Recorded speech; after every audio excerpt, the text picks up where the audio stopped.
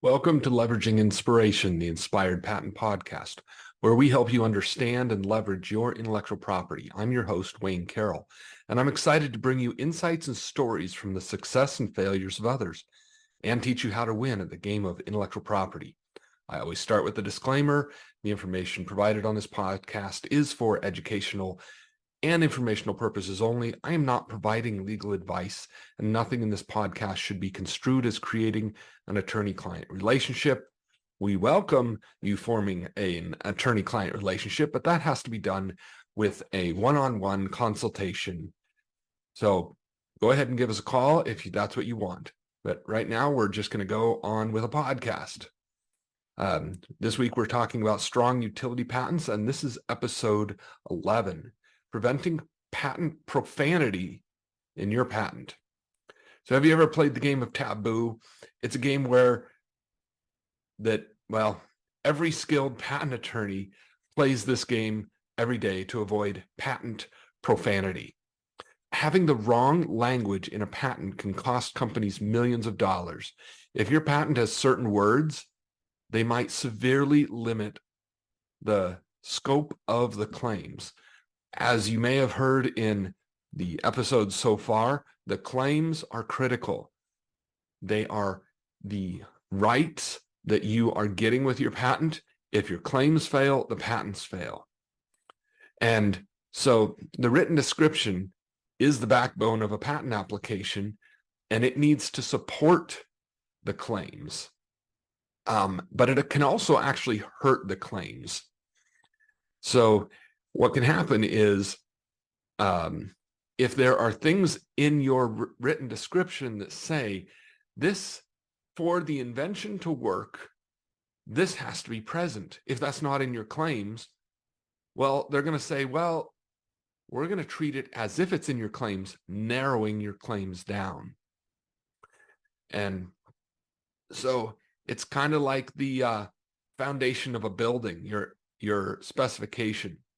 If that doesn't support what's above it, the whole thing could collapse. So your specification is very important, and that's where patent profanity is where it shows up.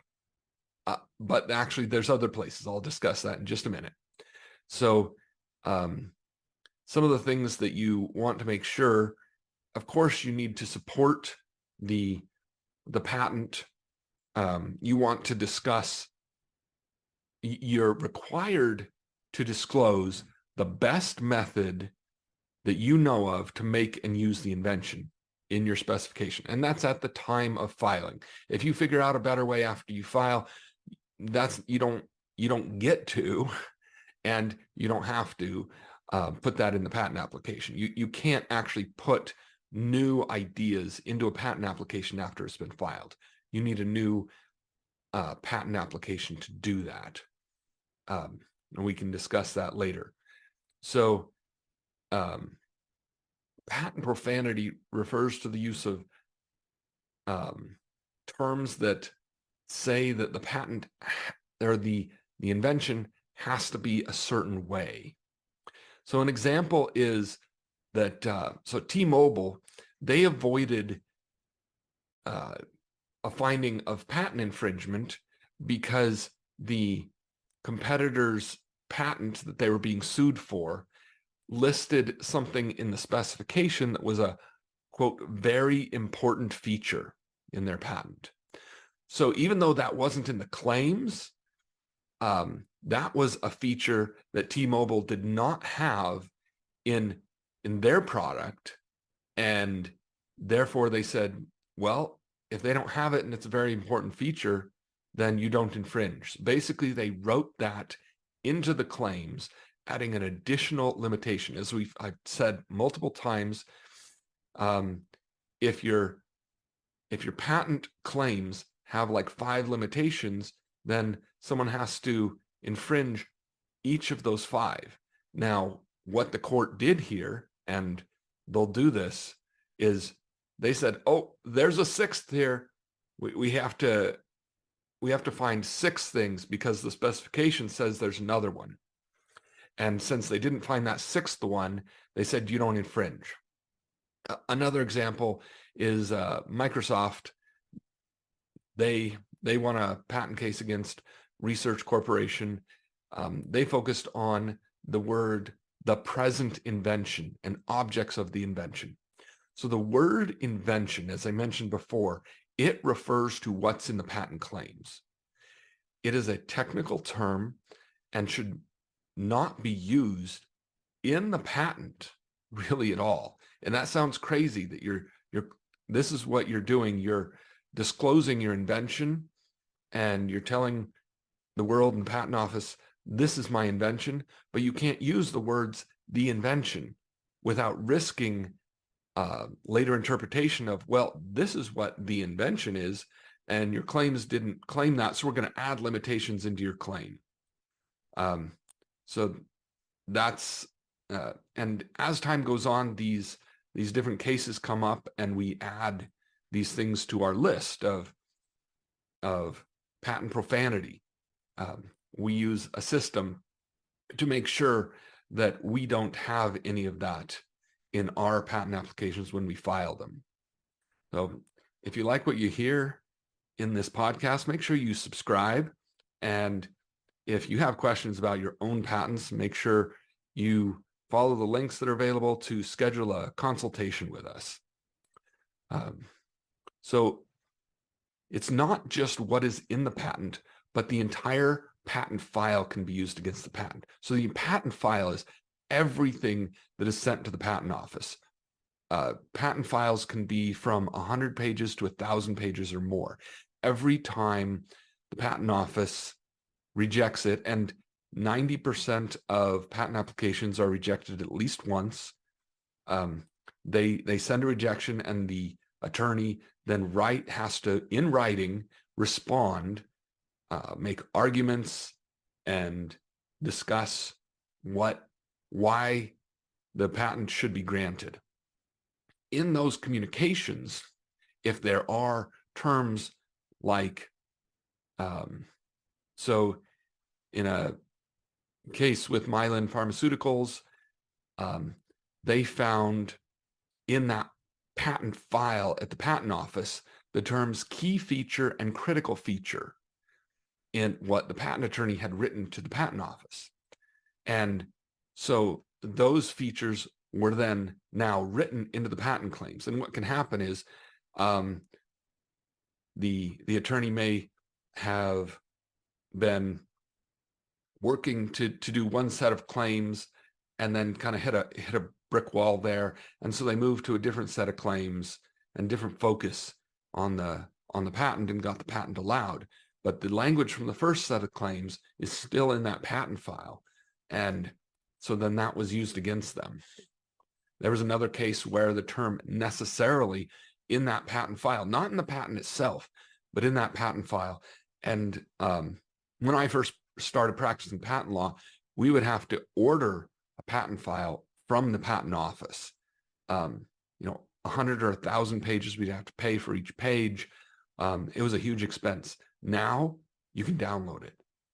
If a patent is issued, you can go onto the patent office and just download the entire file, and you can just have it. So it's so much easier to check.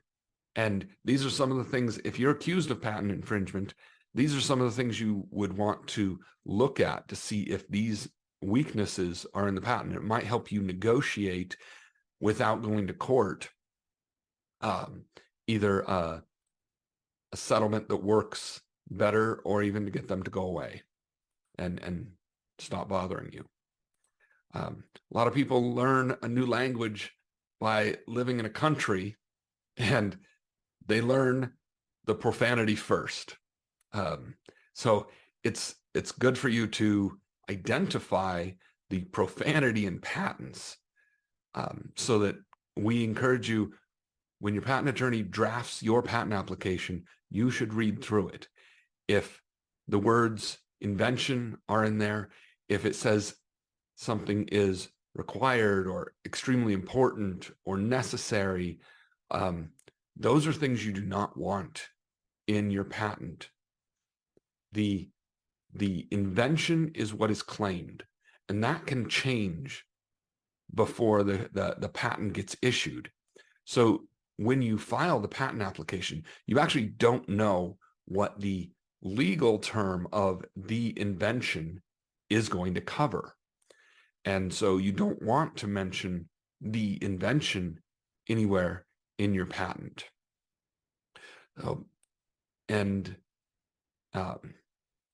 What we have is we actually have software that reviews, and we have a list of patent profanity terms that it will highlight. Now, of course, we're very used to getting those out, and if the software, if we make the mistake, or if there's a new term that is now considered patent profanity, and the system lets us know about that, we're going to get used to making sure we take that out. So I encourage you to find out if your patent attorney has a system, not just that they're relying on your brain or their brain. Brains make mistakes. Systems make a lot less mistakes. And so we offer a free review of your patent. And if you've got a patent and you have concerns about it, you can talk with me, Wayne Carroll. I'm a patent attorney, to discuss your patent application or your issued patent. And we can help you ensure that it has success. Our next episode covers avoiding shooting your patent in the foot with prior art declarations. And just as a quick recap, this week so far we've covered the claims, which are the heart of the patent. Those are the legal rights. The drawings and how the drawings have to support the claims. Your specification and patent profanity in the specification, so that you don't shoot yourself in the foot with terms that then start adding limitations to your claims that you don't want there. And then next up, we're going to talk about the background section and prior art.